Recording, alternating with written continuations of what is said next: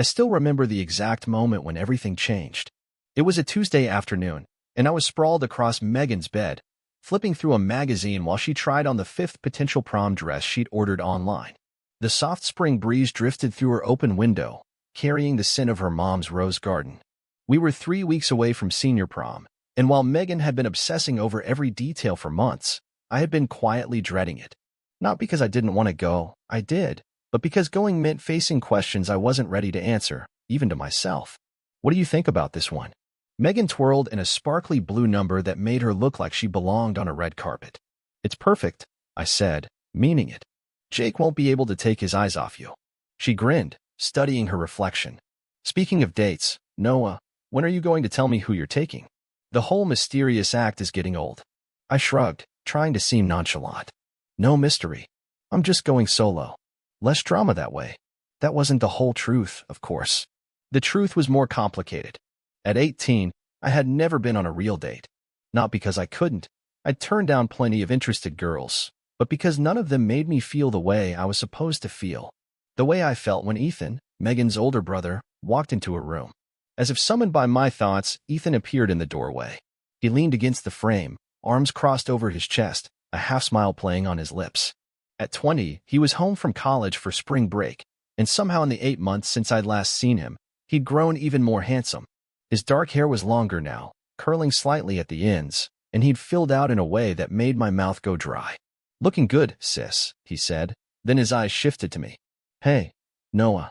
"Hey," I managed, suddenly very interested in the magazine in my hands. "Ethan, don't you have somewhere to be?" Megan asked, clearly annoyed at the interruption. He shrugged. "Mom wanted me to tell you dinner's in 30. Also, my date for Jason's wedding next month just canceled, so I'm officially screwed."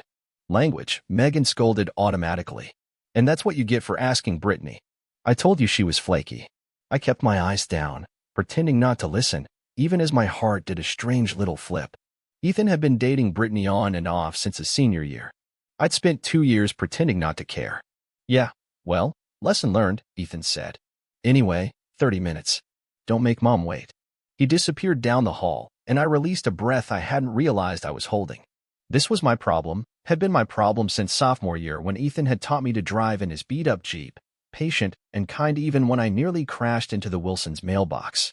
He was my best friend's brother, completely off-limits, and almost certainly straight. The definition of forbidden. "Noah?" "Earth to Noah." Megan was waving her hand in front of my face. "Sorry, what?" "I asked if you wanted to stay for dinner. Mom's making lasagna." "Sure," I said, because I always said yes to dinner at the Mitchells. Their house felt more like home than my own sometimes, with my parents always working late or traveling for business. The Mitchells were warm and loud and always together, everything my family wasn't. Dinner that night was typical Mitchell chaos, Mr. Mitchell telling dad jokes, Mrs. Mitchell trying to get everyone to eat more vegetables, Megan talking a mile a minute about prom committee drama, and Ethan occasionally chiming in with college stories that made his parents exchange worried glances. I sat in my usual spot, laughing at all the right moments, trying not to stare at Ethan across the table. It wasn't until after dinner, when Megan ran upstairs to take a call from Jake, that things shifted. I was helping Mrs. Mitchell clear the table when Ethan appeared at my side. "Need a hand with those?" he asked, reaching for the stack of plates in my hands. "I've got it," I said, but our fingers brushed in the exchange, and I nearly dropped everything. Mrs. Mitchell didn't notice, already busy at the sink, but Ethan's eyebrow quirked up. "You okay there, Butterfingers?" "Fine," I mumbled, feeling heat creep up my neck. "Just tired." He studied me for a moment, then nodded toward the back door. "Want to get some air? I need to talk to you about something." Curious and a little nervous, I followed him outside. The Mitchell backyard was my second favorite place in the world, right after their kitchen. String lights twinkled year-round over the patio, and Mrs. Mitchell's garden filled the air with sweetness. Ethan dropped into one of the Adirondack chairs, and I took the one beside him, trying to look relaxed. "So," he said after a moment, "Megan tells me you don't have a date for prom." I stiffened. "She's got a big mouth." "That she does," he agreed with a chuckle. "But is it true?" I shrugged, picking at a loose thread on my jeans. "Yeah, I'm going stag. It's not a big deal. Why not ask someone? Megan says half the girls in your class would say yes." If only he knew. "Not interested in any of them," I said, which wasn't exactly a lie. Ethan was quiet for a long moment, looking up at the darkening sky. When he spoke again, his voice was different, softer. Noah, can I ask you something personal? My heart rate doubled. Depends on how personal. He turned to face me fully, his expression serious. Are you gay? The world seemed to stop. In all the scenarios I'd imagined, and there had been many, Ethan had never been the one to ask me this question. I'd imagined telling Megan someday, when I was ready. I'd imagined my parents finding out and reacting with their typical distant concern. But Ethan? Never. Why would you ask me that? I finally managed, my voice barely above a whisper. He held up his hands. Hey, it's cool if you are. I've had this feeling for a while. The way you never talk about girls. The way you look at certain people. Had he noticed? All this time, had he seen the way I looked at him? I don't know, I said, which was partly true. I knew I was attracted to guys, to Ethan specifically, but I'd never said the words out loud, even to myself. Maybe. Probably. Yes. The admission hung in the air between us, and I waited for the awkwardness, the discomfort, the subtle pulling away that I'd always feared. Instead, Ethan nodded slowly. Thanks for telling me, he said. That takes guts. Relief washed over me, followed quickly by confusion. Why are you asking me this now? He ran a hand through his hair, suddenly looking nervous. This is going to sound crazy, but I have this idea. I need a date for Jason's wedding, and you need a date for prom. What if we went together? To both. I stared at him, certain I'd misheard. What? Look, Jason's my best friend, but his family is super conservative. I was going to bring Brittany just to avoid questions, but now. He trailed off, then met my eyes. I'm bi, Noah. I've known for a while, but I haven't really told anyone except Megan. And I'm tired of hiding. The revelation hit me like a physical force. Ethan was bi. Ethan liked guys. Ethan might, possibly, theoretically, like me. You want to take me to your friend's wedding? I asked, still trying to process. And prom. He nodded. As my date. For real. If you want to. But what about? I mean, people will talk. Your parents, Megan, everyone at school. Let them, he said with a shrug that seemed more confident than he looked. I'm ready if you are. Was I ready? I'd spent years hiding this part of myself, years pretending not to feel what I felt for Ethan. The idea of suddenly being out, not just to my best friend and her family, but to my entire school, was terrifying. But looking at Ethan in the soft glow of the string lights, seeing the vulnerability and hope in his eyes, I found myself nodding. Okay, I said. Let's do it. His smile was like sunrise, slow and brilliant and full of promise. Yeah, I confirmed, my own smile growing. But you have to tell Megan. I'm not dealing with that fallout alone. He laughed. Deal. The next 3 weeks passed in a blur of surreal moments. Telling Megan was first, she'd been shocked, then hurt that we both kept secrets from her, then thrilled at the idea of us together. I always thought you two would be perfect for each other, she exclaimed, which made me wonder how obvious my feelings had been all along. Telling the Mitchells came next. Mrs. Mitchell hugged us both and immediately started asking about Ethan's wedding outfit and whether it would coordinate with mine. Mr. Mitchell was quieter but squeezed Ethan's shoulder and told him he was proud. My own parents, when I finally worked up the courage to call them, responded with typical detachment. They were in Singapore on business and said we'd talk about it when they got back. Their lack of reaction was both a relief and a familiar disappointment. School was harder. Ethan and I agreed to keep things quiet until prom night, but rumors started anyway when he picked me up from school a few times. Megan ran interference, deflecting questions with her usual social grace, but I could feel the whispers following me down the hallway. Through it all, Ethan was my anchor. We spent every free moment together, getting to know each other in this new context. I learned that he hummed while cooking, that he was terrified of spiders but would never admit it, that he'd known he was bi since freshman year of college when his roommate kissed him at a party. He learned that I wrote poetry I never showed anyone, that I could recite entire episodes of Friends from memory, that I'd had a crush on him since I was 16. Why didn't you ever say anything? He asked one night as we sat in his Jeep, parked at the lookout point above town. You were my best friend's brother, I said. And I thought you were straight. And 2 years older. And way out of my league. He laughed at that. Out of your league? Have you looked in a mirror lately, Noah? I blushed, still not used to him saying things like that. Shut up. Make me, he challenged, and so I did, leaning across the center console to press my lips to his. It was our third kiss. I was counting, and just as electric as the first two. His hand came up to cup my face, and I melted into him, still amazed that this was real, that I could have this. The night before prom, doubt crept in. Ethan and I were in his room, him trying on his suit while I lounged on his bed, watching. Maybe this is a mistake, I said suddenly. Maybe we should just go separately. He turned from the mirror, frowning. Where is this coming from? I sat up, hugging a pillow to my chest. I'm just thinking about tomorrow. Everyone will be staring, talking. What if it ruins your night? What if it ruins mine? Ethan sat beside me, taking my hand. Noah, look at me. I did. I don't care if people stare. I don't care if they talk. The only thing that would ruin my night is not being with you. But if you're not ready, that's okay. We can wait. His sincerity undid me. No, I said firmly. I want this. I want you. I'm just scared. Me too, he admitted. But we'll be scared together, okay? I nodded, squeezing his hand. Okay.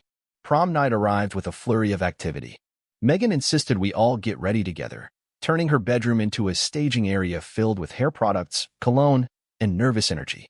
Mr. Mitchell took about 1,000 photos in the backyard. Mrs. Mitchell cried at least 3 times, and even my parents made an appearance, awkward but trying. Jake arrived to pick up Megan, did a double take when he realized I was Ethan's date, then shrugged and offered a fist bump to us both.